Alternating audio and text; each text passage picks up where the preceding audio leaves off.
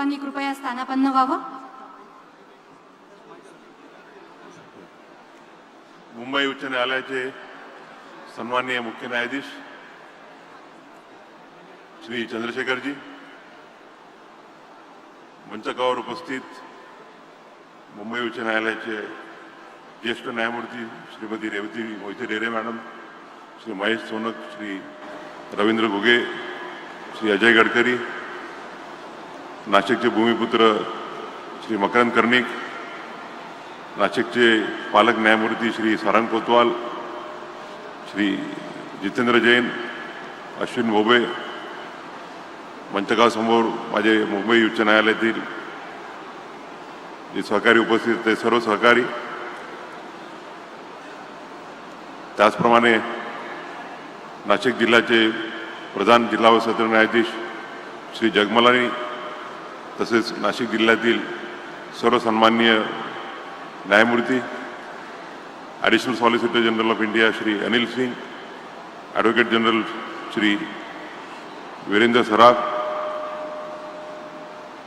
Bar council of Maharashtra आणि गोव्याचे अध्यक्ष श्री अमोल सावंत, जिल्हा वकील संघाचे अध्यक्ष श्री नितीन ठाकरे, महाराष्ट्रात न्यायिक शिक्षणाची चळवळ राबवणारे आमचे मित्र श्री जयंत दाभावे, त्याचप्रमाणे बार काउन्सिल ऑफ महाराष्ट्राचे सदस्य श्री अविनाश भिडेजी,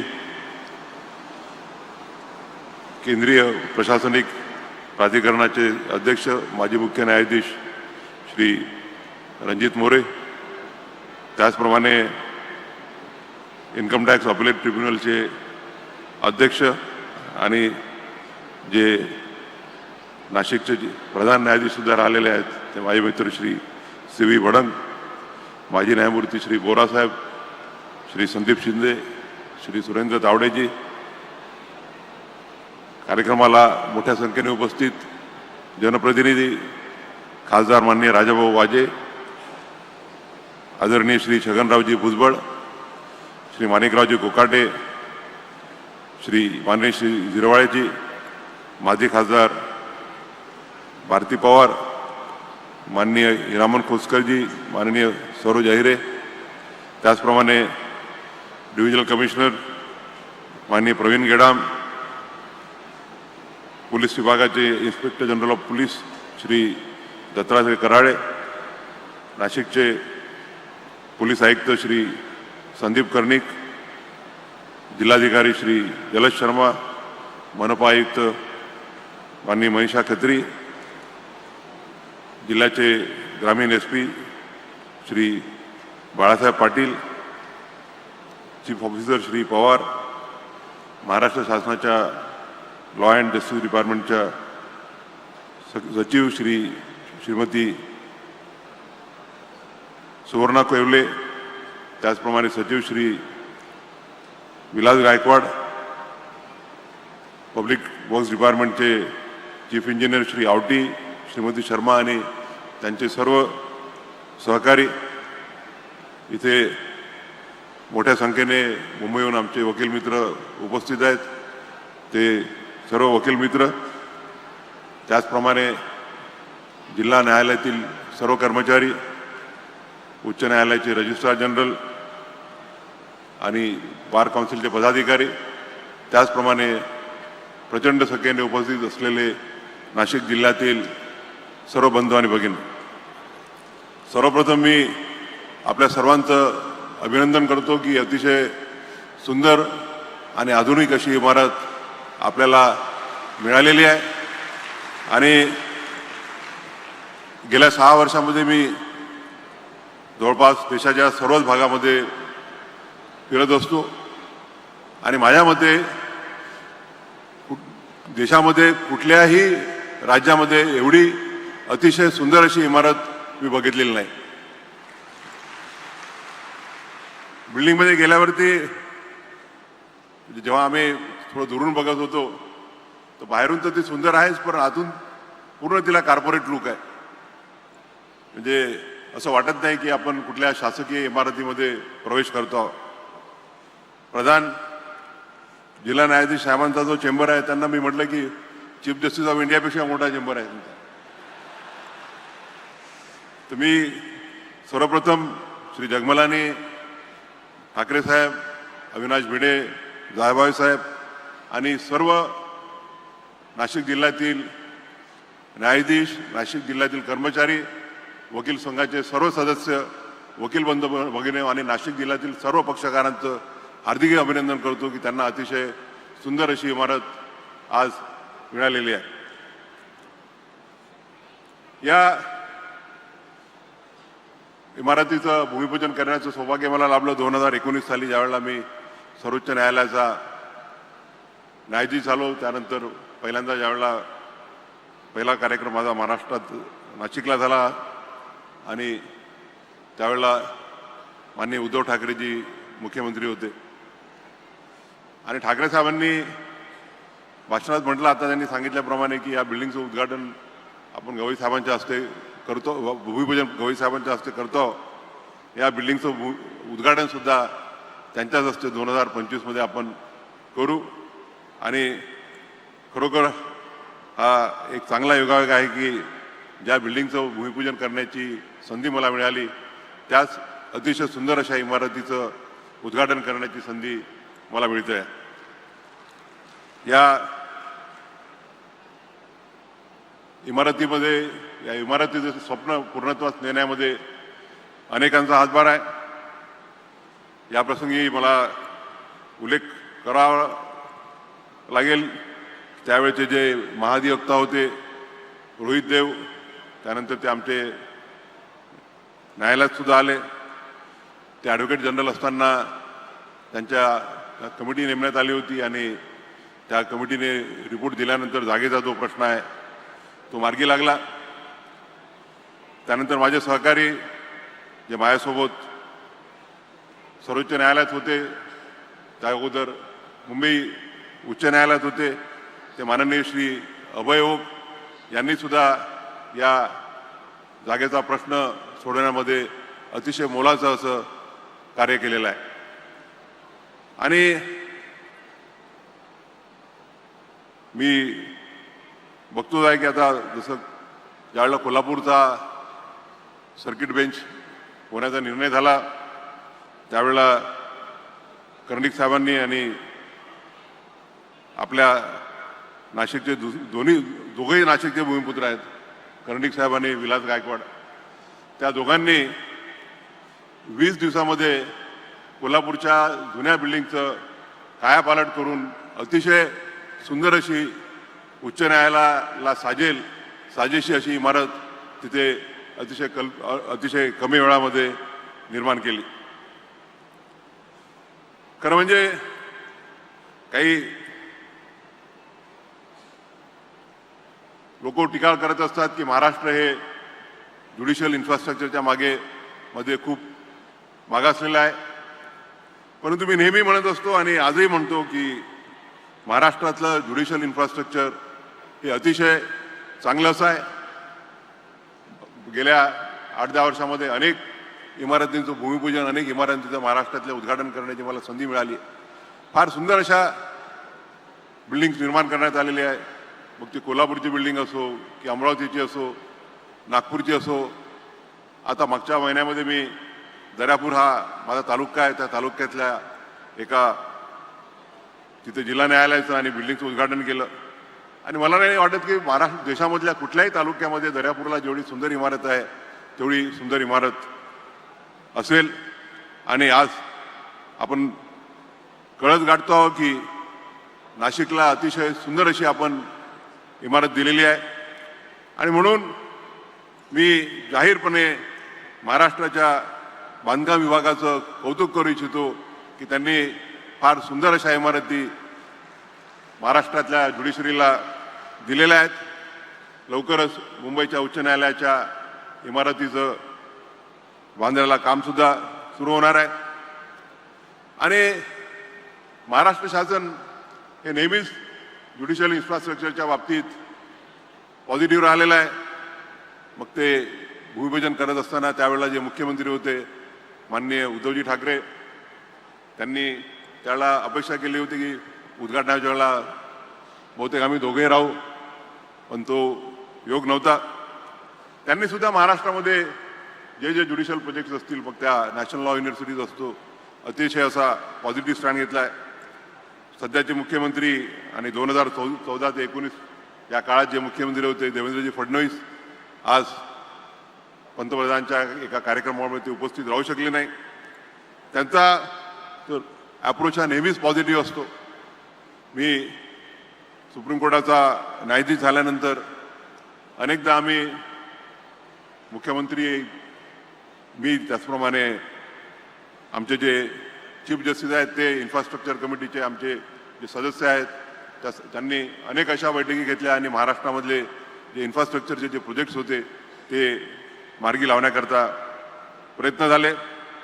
मला आनंद आहे की महाराष्ट्र राज्याच्या मुंबई उच्च न्यायालयाच्या इन्फ्रास्ट्रक्चर कमिटीचा सुरुवातीला ओक साहेब ज्यावेळेला अध्यक्ष होते त्यावेळेला मी आणि रेवती मोहिते डेरे मॅडम आम्ही मेंबर होतो आणि अनेक असे आम्ही प्रोजेक्ट्स त्यावेळेला संकल्पित केले आणि त्यातले बरेचसे पूर्णत्वास नेता आले. त्यानंतर मला इन्फ्रास्ट्रक्चर आणि बिल्डिंग कमिटीचं अध्यक्ष बनण्याची संधी मिळाली. माझ्यासोबत रेवती मोहिते डेरे मॅडम आणि मकरंद कर्णिक हे दोघेही जण त्या कमिटीवरती होते आणि त्यावेळेला आम्ही पहिल्यांदा विचार केला की आपण ज्यावेळेला बिल्डिंग निर्माण करतो त्या फक्त न्यायाधीश केंद्रित असतात, परंतु न्यायालय हे फक्त न्यायाधीशांकरताच नाही तर वकिलांकरता आणि त्याचप्रमाणे पक्षकारांकरता सुद्धा असतात. हा विचार आम्ही मांडून जेव्हा जेव्हा नवीन बिल्डिंग्सचे प्रोजेक्ट्सचं प्रपोजल करण्यात आलं त्यावेळेला आताच ठाकरे साहेबांनी सांगितल्याप्रमाणे वकिलांना सुद्धा आम्ही त्यांच्यासोबत जे महत्त्वाचे स्टेक होल्डर आहेत त्यांचेसुद्धा विचार बिल्डिंग्समध्ये घेतले आणि जेणेकरून या बिल्डिंग्स निर्माण जजेससोबत वकिलांना त्याचप्रमाणे पक्षकारांना सुद्धा योग्य अशा सुविधा मिळाल्या पाहिजे या दृष्टीने विचार केला. आणि आपण जर जाऊन बघाल आज नाशिकची जी इमारत झालेली आहे त्यामध्ये नुसतंच वकिलांचा नाही, जजेसचा नाही तर पक्षकारांचा सुद्धा, ज्याला आपण म्हणतो की लिटिगंट फ्रेंडली असं ॲटमॉस्फिअर तिथे निर्माण झालेलं आहे. नेहमी म्हटलं जाते की माणसाने कोर्टाची पायरी कधी चढू नये, परंतु नाशिकची बिल्डिंग बघितल्यावरती मला असं वाटतं की नाशिकच्या प्रत्येक नागरिकाने आपल्या केस करता नाही तर कमीत कमी आपल्या नाशिकमध्ये एक अतिशय चांगली अशी वास्तू निर्माण झालेली आहे ती बघण्याकरता तरी सर्वांनी तिथे गेलं पाहिजे. आणि सुरुवातीला जी लॉबी आहे, मी जायभाई साहेबांचा नेहमीच उल्लेख करत असतो. जवळपास एक 17-18 वर्षापासून माझा बार काउन्सिल ऑफ महाराष्ट्र आणि गोवाशी संबंध आला आणि महाराष्ट्रामध्ये कंटिन्युअस लिगल एज्युकेशन प्रोग्राम आणण्याकरता legal education law is the subject which requires an updation हा असा विषय आहे की जिथे वेगवेगळे कायदे नेहमी येत असतात, त्याचप्रमाणे नवीन न्यायनिवाडे येत असतात आणि म्हणून जायभाई साहेबांच्या संकल्पनेतून कंटिन्युअस लिगल एज्युकेशन प्रोग्राम हा सुरू करण्यात आला. आज तो पूर्ण महाराष्ट्रभर तर अतिशय चांगल्या रीतीने काम करत आहे, परंतु त्या पॅटर्नवरती देशाच्या इतर बार काउन्सिल्सनी सुद्धा हा कार्यक्रम सुरू केलेला आहे.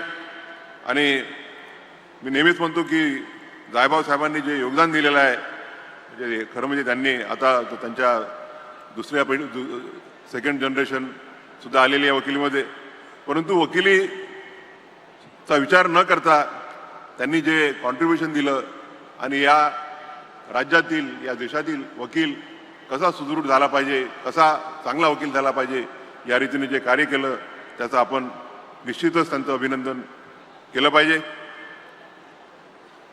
आज दुसरं म्हणजे बिल्डिंग बाहेरून बघितल्यावरती मी आर्किटेक्ट आहेत, आपले इंजिनियर्स आहेत, कॉन्ट्रॅक्टर आहेत, त्यांचं अभिनंदन करू इच्छितो की समोर जी हेरिटेज बिल्डिंग आहे आणि त्याच्या पाठीमागे जी नवीन बिल्डिंग आहे त्याचं त्यांनी जे सिंक्रोनायझेशन केलेलं आहे ते अतिशय सुंदर अशा रीतीने केलेलं आहे. बाहेरून बघताना असं वाटतं की जरी ही दगडी बिल्डिंग आहे आणि पाठीमागची बिल्डिंग सिमेंट कॉन्क्रीटची आहे तरी त्यामध्ये कंटिन्युटी दिसून येते आणि त्यामुळे आर्किटेक्टच्या सरकारचे जे आर्किटेक्ट आहेत त्यांच्या मी कल्पकतेचं अभिनंदन करू इच्छितो. नाशिक बार हा फार मोठी परंपरा लाभलेला बार आहे.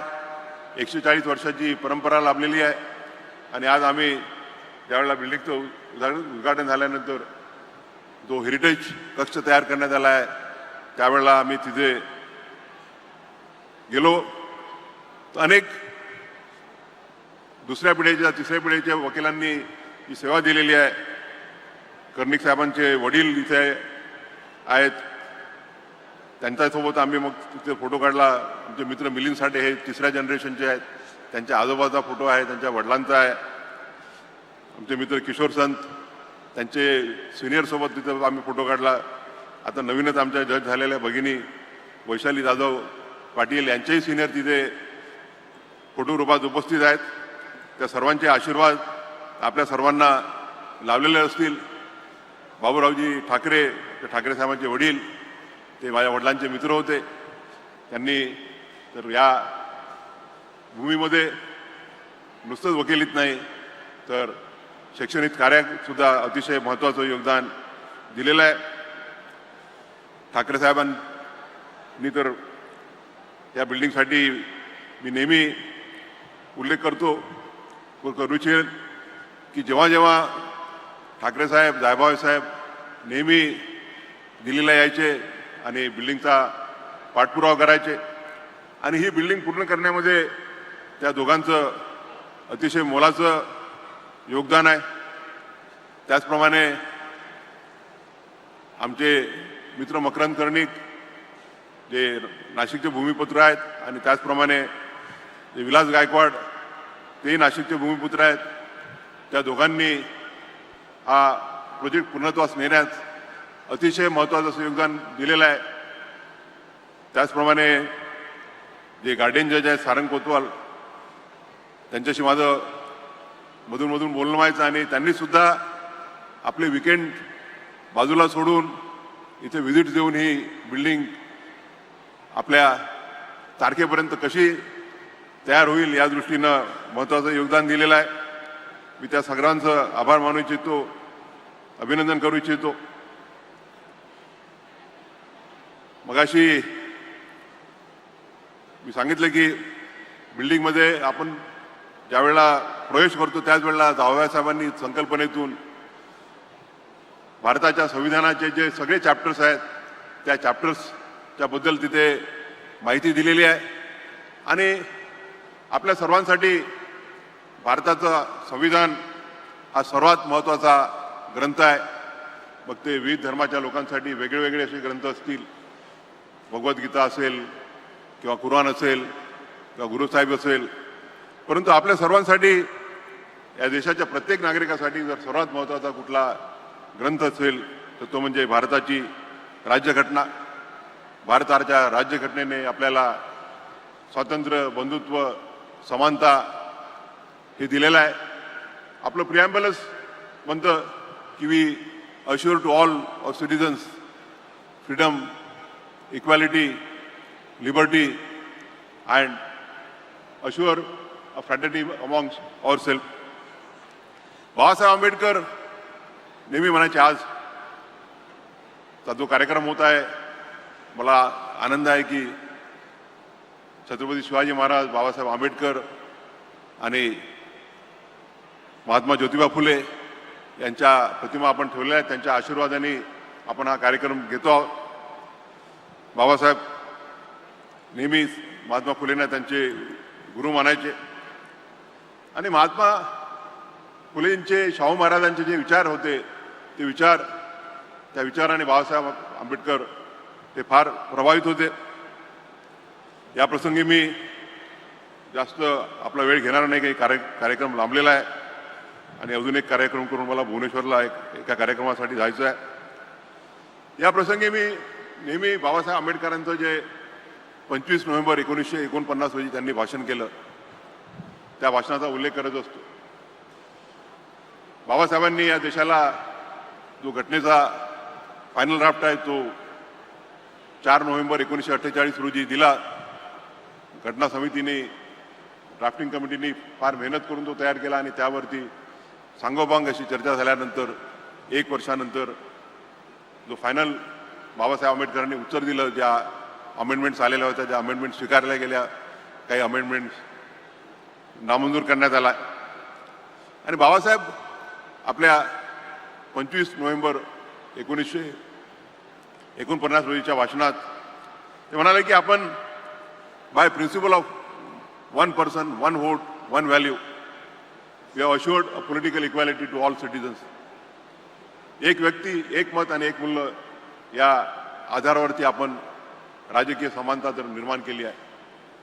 पण बाबासाहेब म्हणाले की political equality has no value unless a social and economic equality lies beneath it.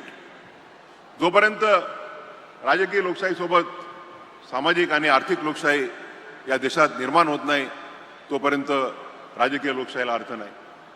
आणि बाबासाहेब म्हणाले की what does a social and economic equality मीन.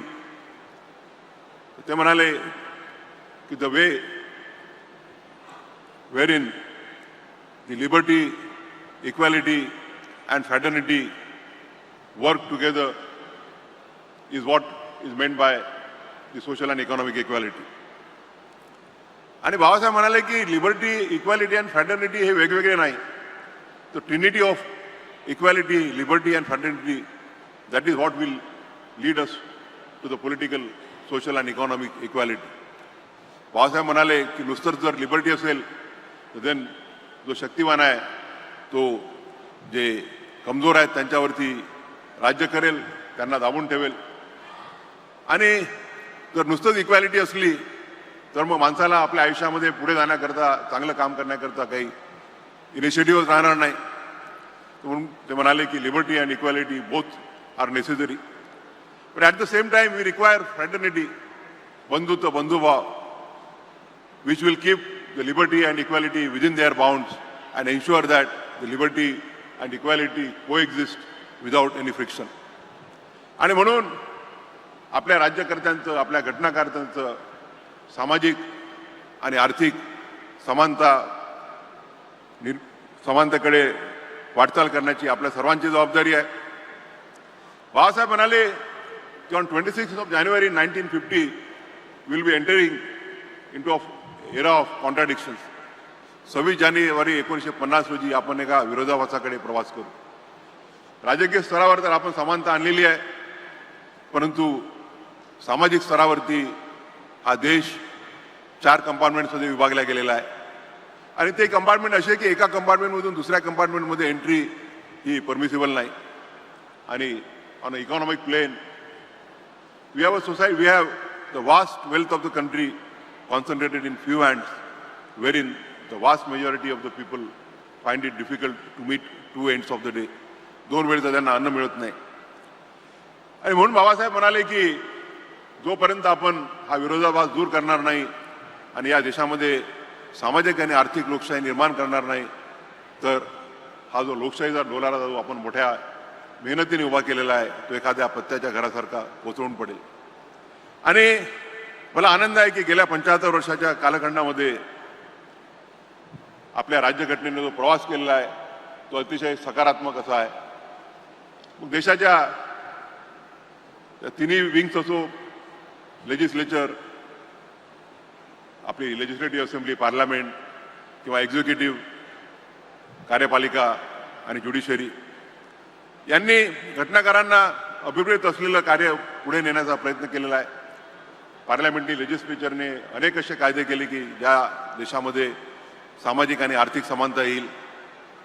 उदाहरणार्थ लँड सिलिंग्स ॲक्ट, जेणेकरून ज्यांच्याकडे हजारो एकर जमीन होती त्यांची जमीन काढून घेण्यात येऊन जे भूमिहीन आहेत त्यांना देण्यात आली. त्याचप्रमाणे टेनन्सी अबॉलिशन ॲक्ट, मजुरांच्या हिताचे अनेक ॲक्ट आपण केलेले आहेत. आणि जेव्हा जेव्हा न्यायालयापुढे हा प्रश्न यायचा की फंडामेंटल राईट्स आणि डायरेक्टिव्ह प्रिन्सिपल्स, बाबासाहेबांचं सगळ्यात महत्त्वाचं जर घटनेमध्ये कुठलं योगदान असेल तर ते म्हणजे डायरेक्टिव्ह प्रिन्सिपल्स. या देशामध्ये सामाजिक आणि आर्थिक सामाजिक आणि आर्थिक समता निर्माण करण्याकरता बाबासाहेबांनी जो पार्ट 4 आहे डायरेक्टिव्ह प्रिन्सिपल्स तो आपल्या घटनेमध्ये अंतर्भूत केला. आणि सुरुवातीचा जो भारतीय न्यायव्यवस्थेचा जो वाटचाल होती तो म्हणजे जेव्हा जेव्हा डायरेक्टिव्ह प्रिन्सिपल्स आणि फंडामेंटल राईट्स यांच्यामध्ये कॉन्फ्लिक्ट येईल तर fundamental rights and will be superior to the directive principles will have to give a way to the fundamental rights. परंतु 1973च्या नंतर केशवानंद भारतीच्या जजमेंट नंतर सुप्रीम कोर्टाने जरी amending powers of the constitution वरती व्हर्टिकल डिव्हिजन झालं तरी डायरेक्टिव्ह प्रिन्सिपल्स आणि फंडामेंटल राईट्स या दोघांच्याही समान महत्त्वाबद्दल ऑलमोस्ट युनॅनिमिटी होती केशवानंद भारतीमध्ये. आणि त्यानंतर आपण 1973 नंतरच्या भारतीय न्यायव्यवस्थेचा जर प्रवास बघितला तर भारतीय न्यायव्यवस्थेने या देशामध्ये सामाजिक आणि आर्थिक समानता निर्माण करण्याच्या दृष्टीने जे जे कायदे झाले ज्या ज्या ॲक्शन घेण्यात आल्या त्या नेहमीच उचलून धरल्या. मग तो इंदिरा स्वानीचा जजमेंट असो, NM थॉमसचं जजमेंट असो, सध्या मागच्या 6-7 महिन्यापूर्वी कॉन्स्टिट्यूशन बेंच दिलेलं क्लासिफिकेशनचं जजमेंट असो, असे अनेक जजमेंट आहे ज्या जजमेंटमधून या देशात सामाजिक आणि आर्थिक समानता निर्माण करण्याच्या दृष्टीनं कार्य झालेलं आहे. मी या प्रसंगी पुनश्च एकदा आपल्या सर्वांचं अभिनंदन करतो आणि मला खात्री आहे की इमारत चांगली तर आपल्याला मिळालेली आहे. अतिशय सुसज्ज अशी इमारत आहे, ज्याला आपण अल्ट्रा मॉडर्न म्हणतो अशी इमारत आहे. परंतु या ठिकाणी एवढीच अपेक्षा व्यक्त करेल की या इमारतीमधून या देशाचा जो शेवटचा नागरिक आहे, या देशाचा जो गरीब नागरिक आहे त्याला कमीत कमी खर्चात आणि कमीत कमी वेळेत न्यायदान मिळेल आणि खऱ्या अर्थानं भारताच्या घटनाकारांचं या देशात सामाजिक आणि आर्थिक समानता निर्माण करण्याचं स्वप्न पूर्ण होईल अशी अपेक्षा व्यक्त करून माझे भाषण संपवितो. आपण या प्रसंगी मला इथे बोलावलं, माझा आदर केला, सत्कार केला. कालपासून आपण जो मला प्रेमाचा वर्षाव केला आहे त्याबद्दल आपले पुनश्च एकदा आभार मानून धन्यवाद. जय हिंद.